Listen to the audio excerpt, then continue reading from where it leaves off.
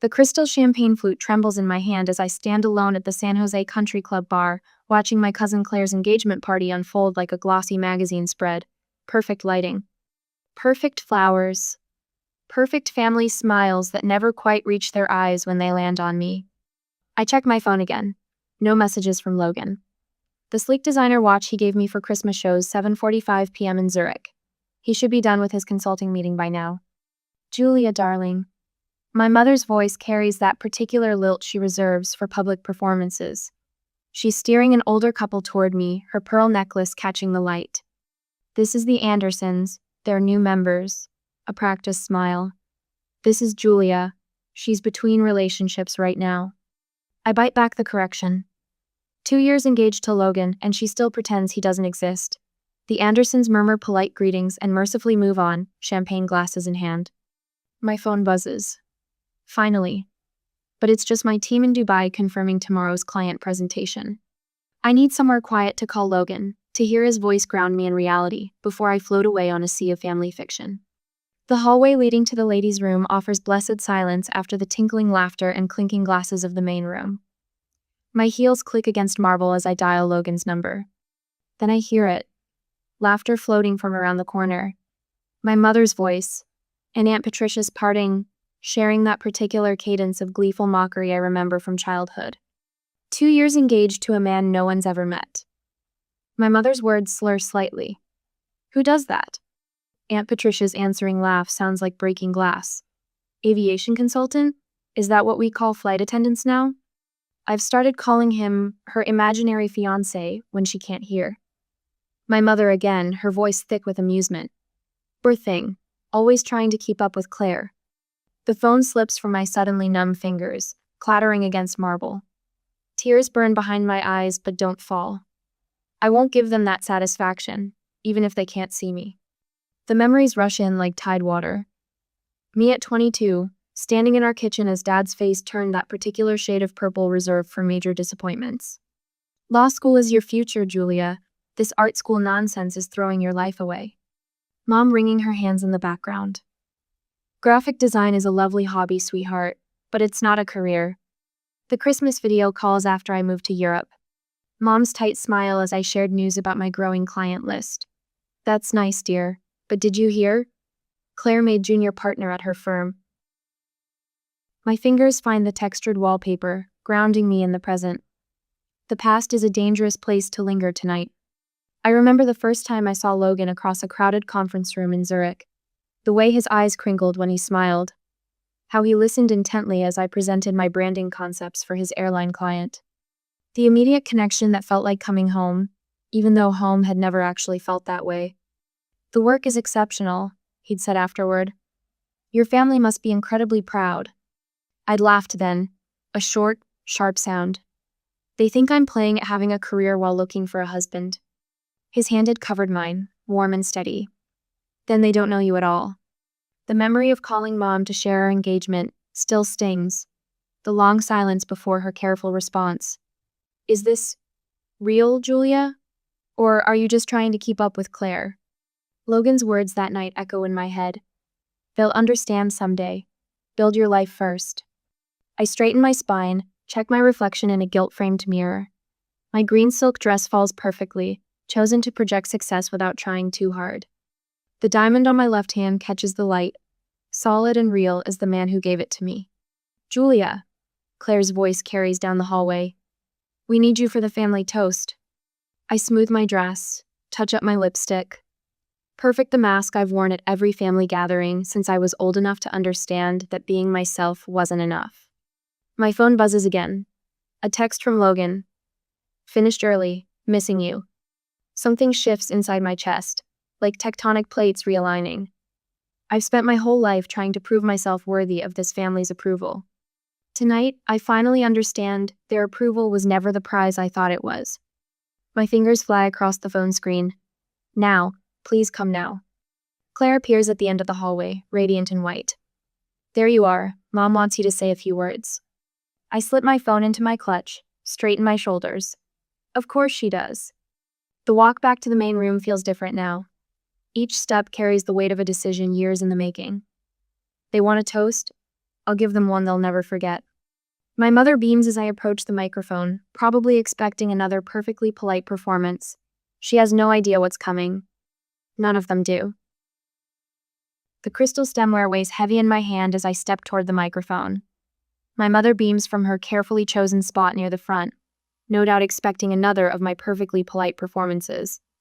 The same smile she wore through 2 decades of piano recitals and debate tournaments, watching me hit all the right notes while missing the music entirely.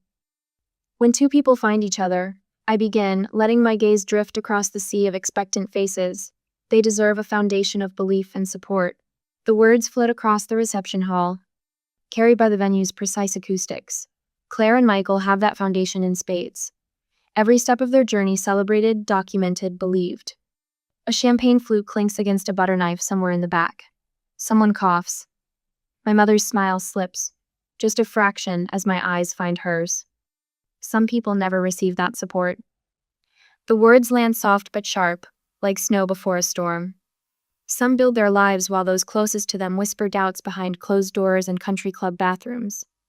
My mother's fingers tighten around her glass. Aunt Patricia shifts in her chair, that particular rustle of silk that always accompanied her judgments. So here's to those blessed with family who believe in them without proof, without question. I raise my glass, ice cracking in the silence, and to those who succeed anyway. The applause comes scattered and uncertain, like the first drops of rain. Maria appears at my elbow as I step away from the microphone, her hand warm against my arm. I wanted to tell you, she whispers, her phone screen glowing between us. They've been saying this for years. The family group chat scrolls beneath her thumb. Words jump out like neon signs in the dark. Maybe she needs therapy. No real career.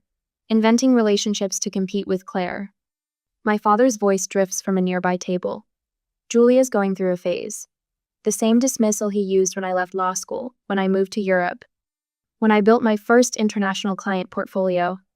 A phase lasting 15 years. Your brother told the Hendersons your international career was mostly freelance work. Maria adds, her voice barely audible above the string quartet. Like you're sitting in a coffee shop designing logos instead of running global campaigns.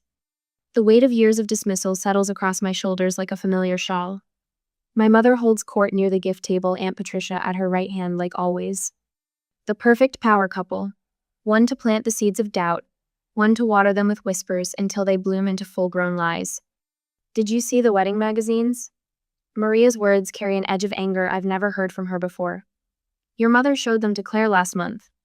At least one daughter will have a proper wedding. Like you're some cautionary tale instead of a success story. A server passes with fresh champagne. Maria snags 2 glasses, pressing one into my hand. You know who's been surprisingly decent about all this? Claire. She shut down Mom the other day when she started in on your imaginary life in Dubai. My phone buzzes against my hip. Logan's message lights up the screen. 3 minutes out, ready? The room shifts around me, familiar faces arranging themselves into new patterns. Rebecca slips through the doorway, fashionably late as always. One look at my face and eyebrows draw together. She knows me well enough to read the storm brewing behind my careful smile. She'll leave early like always, my mother's voice carries from behind a massive flower arrangement. Can't sustain these stories forever. The master of ceremonies taps his microphone. Ladies and gentlemen, we'll be concluding our toast before dinner service begins. My Dubai team's presentation deck flashes through my mind, the one my family dismissed as playing at business last Christmas. The one that just landed us a contract worth more than my father's annual partner draw. The marble floor clicks beneath my heels as I cross to where my mother stands, still holding court over her circle of friends. For once, I don't curve my spine to make myself smaller in her presence. I've never lied to you about my life, I say, my voice steady as a heartbeat. Not once, remember that. Something flickers behind her eyes, discomfort, maybe even fear, before the practiced smile slides back into place. Of course, darling, we've always supported your creative endeavors. The first throb of helicopter blades cuts through the evening air. My mother's head snaps up, recognition dawning in her eyes as they meet mine. She knows that sound, has bragged often enough about my father's clients arriving for dinner parties in their private choppers. But this time, the sound carries a different message. Sometimes the truth doesn't whisper. Sometimes it roars. Have you ever been subjected to years of doubt by those who should believe in you most? What evidence would it take to change their minds? For Julia's family, it was about to land on their perfectly manicured lawn. The whir of helicopter blades slices through evening conversation. Champagne flutes pause midway to lips. In the garden, strings of fairy lights tremble. Someone must be lost. My mother's voice carries that familiar note of forced calm. She shoots a pointed look at the club manager hovering near the terrace doors. I'll check with traffic control. My father pulls out his phone, already shifting into problem-solving mode. The larger venue down the road sometimes gets helicopter arrivals. Aunt Patricia's laugh rings hollow across the room. Claire, darling, did you arrange a surprise for your engagement party? Claire shakes her head, confusion plain on her face. I take a slow sip of champagne, letting the bubbles dance on my tongue. The moment I've orchestrated unfolds exactly as planned, yet my hands tremble slightly as I set down my glass. The club doesn't allow unauthorized landings. My mother announces to anyone within earshot. She smooths her silk dress, a gesture I recognize from childhood, her tell when things spin beyond her control. The sound grows louder, conversations stutter and stop. Silver-haired men in blazers drift toward the floor-to-ceiling windows. Women in designer dresses exchange glances, their jewelry catching the light as they crane their necks. I move toward the terrace doors. Each step feels weightless, like I'm floating through a dream I've rehearsed 1,000 times. The garden lights illuminate my path, casting my shadow long across the marble floor. My mother's fingers close around my wrist. Julia, where are you going? I turn to face her, gentle but immovable. To greet my fiancé. Her fingers slip away. In her eyes, I catch the first flicker of understanding and fear. The helicopter appears over the tree line, sleek and black against the purple dusk. Its landing lights sweep across manicured lawns and sculpted topiaries. Julia. My mother's voice has lost its performance polish. This disruption is unnecessary. I don't respond. The time for words passed long ago, somewhere between imaginary fiancé and tonight's whispered mockery. Instead, I push open the terrace doors and step into the evening air. Behind me, the party has gone silent. Even the string quartet has stopped playing. I stand framed in the doorway, my green silk dress moving in the artificial wind. The moment stretches like pulled taffy, sweet with anticipation. The helicopter touches down with professional precision. The rotors slow, their rhythm fading to a whisper. When the door opens, Logan emerges like an actor hitting his mark. My breath catches. He looks exactly as I'd imagined in his charcoal suit, hair slightly windswept, every inch the successful aviation consultant. His long strides eat up the distance between us, confident and unhurried. Sorry I'm late, darling. His voice carries across the hushed garden. He bends to kiss my forehead, his hands settling at my waist with familiar warmth. Did I miss your toast? A collective gasp ripples through the crowd. I hear crystal shatter someone's grip on their champagne flute, failing spectacularly. Logan turns toward the party, his smile genuine as he spots Claire and her fiancé. Claire, Thomas, congratulations. He reaches into his jacket and produces an envelope. A small engagement gift. First-class upgrades for your honeymoon. The Maldives, right? Claire's face lights up with real pleasure. Unlike my mother, my cousin never participated in the whispered doubts. Logan, you shouldn't have. Thank you. My friend Rebecca catches my eye from across the room. Her knowing smile a balm for my racing heart. She raises her glass in a silent toast. Logan guides me back inside, his hand steady at the small of my back. We move through the crowd like water through a stream, people parting before us. My father steps forward, his face a complex map of embarrassment and calculation. Mr. Bennett. Logan extends his hand. It's wonderful to finally meet you. Julia speaks of her childhood with such fondness. My father's handshake is automatic. Years of corporate training taking over. Aviation consulting, you said? Which markets? Primarily Europe and Asia. Logan's voice carries the precise mix of authority and ease that commands boardrooms. We're expanding our presence in the Middle East. Actually, that's what delayed me to need a conference call with our Dubai team ran long. My mother hovers at the edges of the conversation, her fingers twisting her pearl necklace. Aunt Patricia has retreated to a far corner, suddenly fascinated by her phone. Other relatives drift closer. Their earlier dismissal transformed into hungry curiosity. Julia. My mother's voice cracked slightly. We should have. Should have believed me? The words slip out, soft as silk, sharp as steel. Yes, you should have. Logan's hand squeezes mine, grounding me in the present. Around us, phones appear in manicured hands. I know what they're searching for: Logan's consulting firm, my international clients, the life they dismissed as fantasy. The Almahara group was particularly impressed with Julia's branding work. Logan mentions casually to my father. The contract value alone. My mother's sharp intake of breath cuts through his words. On her phone screen, I glimpse the headline: Bennett Global Branding secures historic Middle East deal. You never mentioned, she begins. I did. My voice remains steady. Every Christmas call, every birthday, you change the subject to Claire's law firm promotions. The string quartet starts playing again, but the party's rhythm has fundamentally shifted. Years of dismissal crash against the concrete reality of Logan's helicopter. My success, our life. The impact leaves my family scrambling to rewrite history. Julia has a keynote speech at the International Brand Summit next month. Logan continues smoothly. Perhaps you'd like to attend. We could arrange tits. My father's phone appears in his hand so quickly it seems to materialize. Around us, other relatives tap and scroll, their faces illuminated by the blue glow of screens showing my career, my achievements, my truth. The weight of vindication settles around my shoulders, not like a crown, more like armor I no longer need to wear. Logan's arm settles around my waist as we make our way through the reception, a physical anchor in this sea of shifting family allegiances. The helicopter sitting visible through the floor-to-ceiling windows serves as a constant reminder of everything they refuse to believe. Tell them about the Singapore airline campaign, darling. Logan's voice carries just enough for the cluster of relatives pretending not to eavesdrop. My mother's wine glass pauses halfway to her lips. The rebrand launched last month, I say, letting my voice fill with the quiet pride I've spent years suppressing.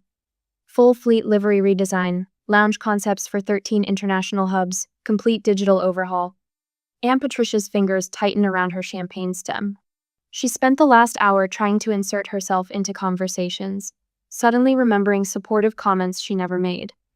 I always told Diane you had an eye for design, didn't I, sister? My mother nods too quickly, pearls bobbing at her throat. Julia mentioned the Dubai project weeks ago. Very exciting. The lie hangs in the air between us. I haven't spoken to her in months, not since the Christmas call that ended with her suggesting I see a therapist about my need to exaggerate. Logan's thumb traces small circles against my hip, grounding me. The Almahara presentation is next week, actually. First time they've consolidated their luxury brands under one visual identity. My father materializes at my elbow, all forced business interest. Aviation consulting must be fascinating. The regulatory frameworks alone. Speaking of frameworks, my brother Tom cuts in. I always knew you'd make it big, sis. Remember when I helped you with that school project? A laugh bubbles up before I can stop it. You mean when you told me graphic design was for people who couldn't handle real jobs? The silence stretches just long enough to be uncomfortable. Claire's future mother-in-law raises a perfectly sculpted eyebrow. I thought you said Julia was struggling with her career? Maria, bless her, doesn't miss a beat. Funny how memories change when a helicopter lands, isn't it? My mother smooths invisible wrinkles from her silk dress.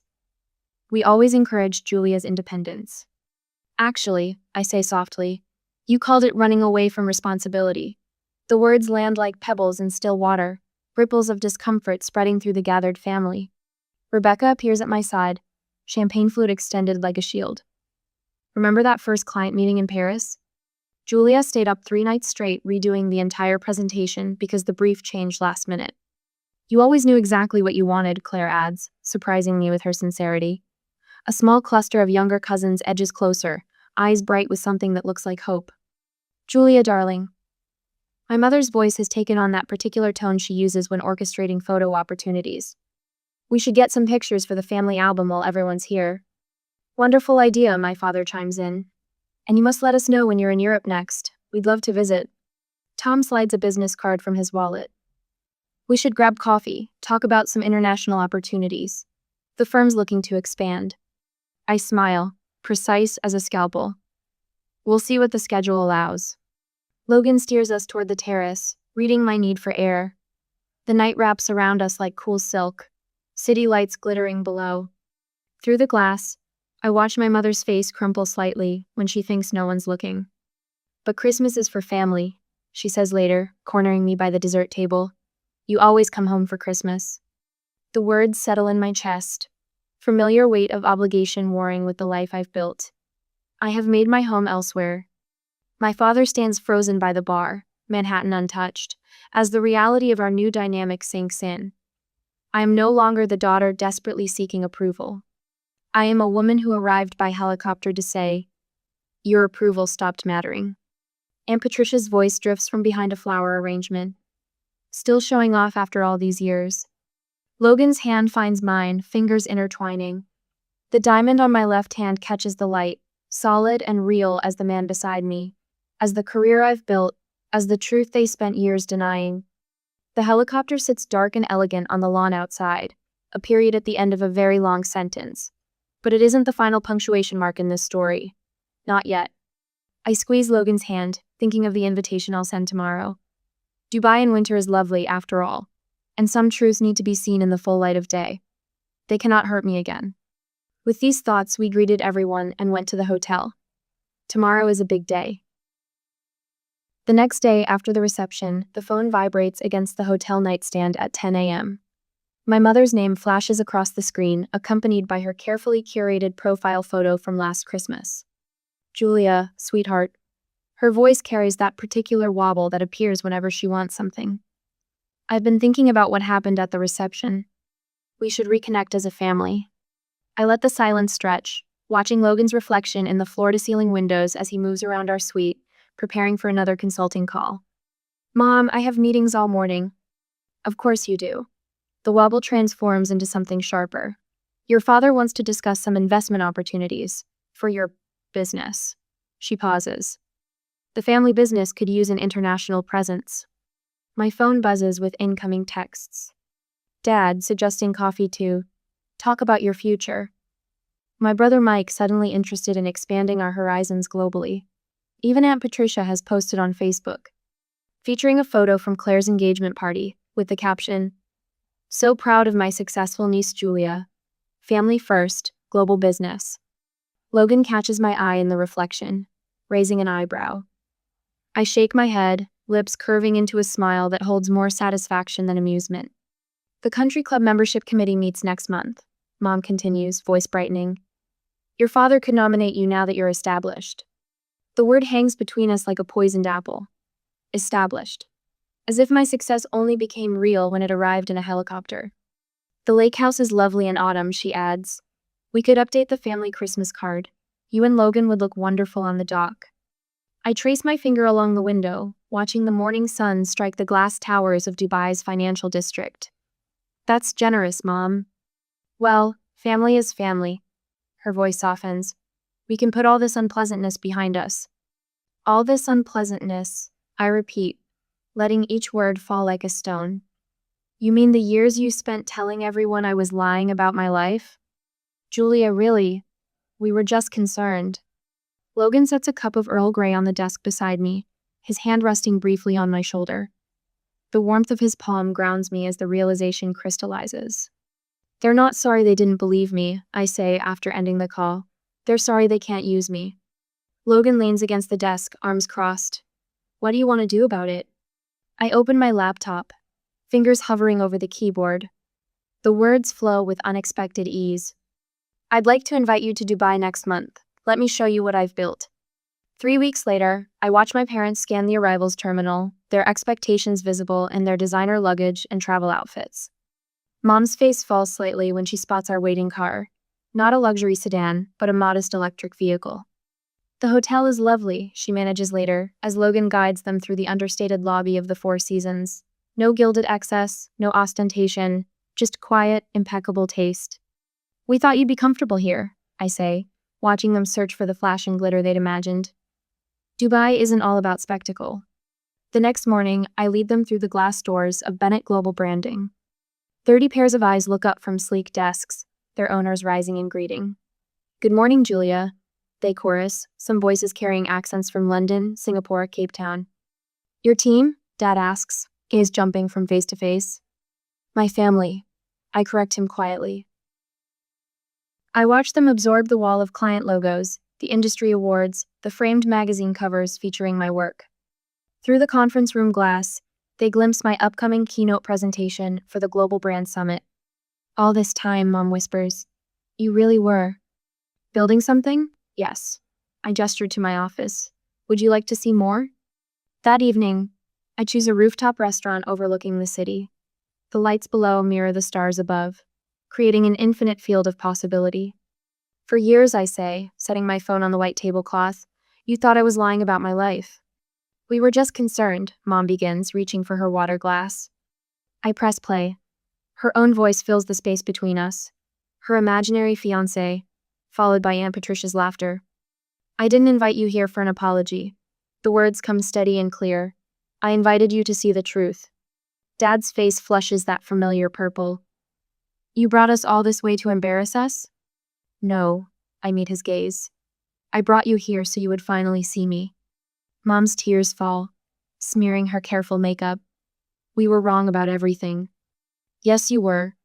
I take a sip of water, letting the moment settle, and that will take time to address. The city glitters below us, a constellation of lights marking paths not taken, choices that led me here. My parents sit across the table, finally seeing the daughter they never believed existed. Their approval, so desperately craved for so long, feels strangely hollow now. Logan's words from this morning echo in my mind. The greatest revenge isn't proving them wrong. It's living so fully that their approval becomes irrelevant. I study their faces in the candlelight. Mom's trembling lips, Dad's rigid posture. The power to shape our relationship has shifted. Any reconciliation will happen on my terms, in my time. The knowledge settles like a warm stone in my chest. Tell me about your new project, Dad says finally, his voice rough with something that might be regret. I lean back, considering. The night stretches before us, full of possibilities and limitations. Like the city below, some paths will remain forever unexplored. Others wait to be discovered. Let's start, I say, with what's true. A week later, sunlight streams through the floor-to-ceiling windows of my Dubai office, catching the metallic threads in the abstract tapestry I bought in Istanbul last month. Logan appears in the doorway, 2 steaming cups in hand.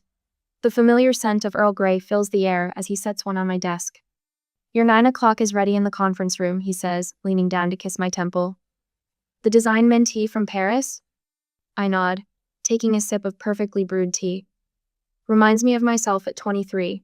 Brilliant portfolio, family who thinks graphic design is just pretty pictures on a computer. The young woman's face fills my laptop screen moments later, bright-eyed and nervous.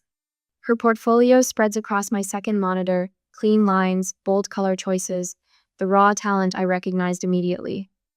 Emma, tell me about the restaurant campaign concept. My voice carries the warmth I wished for at her age. The one your professor called too modern. She straightens, hands fluttering. My father said the same thing, that no traditional French restaurant would ever. Show me anyway. Her concept unfolds across the screen. Contemporary yet elegant, perfectly balanced between innovation and timeless appeal. My mind flashes to a portfolio review 12 years ago. My mother's pinched expression at my waste of a legal education. They're wrong. I tell Emma, watching hope bloom across her face. You understand something they don't. Tradition evolves. Book another session next week. We'll develop this further. After the call ends, I stand at the window, watching sunlight glint off the Burj Khalifa. My team fills the open office beyond my door, their quiet energy humming through the space. Voices rise and fall in English, Arabic, French, Mandarin, a symphony of creativity I built from scratch. My phone buzzes. An email from my mother. The subject line stops my breath.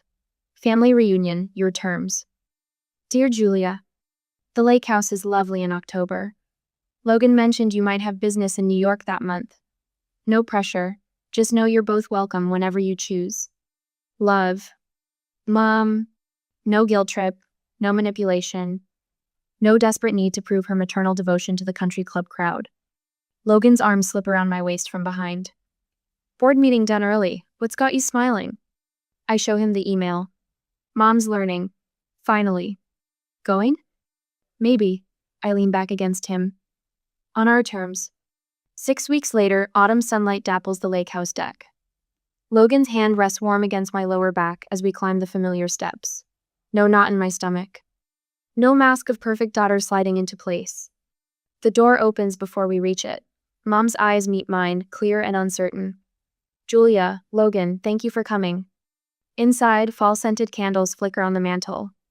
Dad looks up from his paper, reading glasses perched on his nose. Just read about your team's award.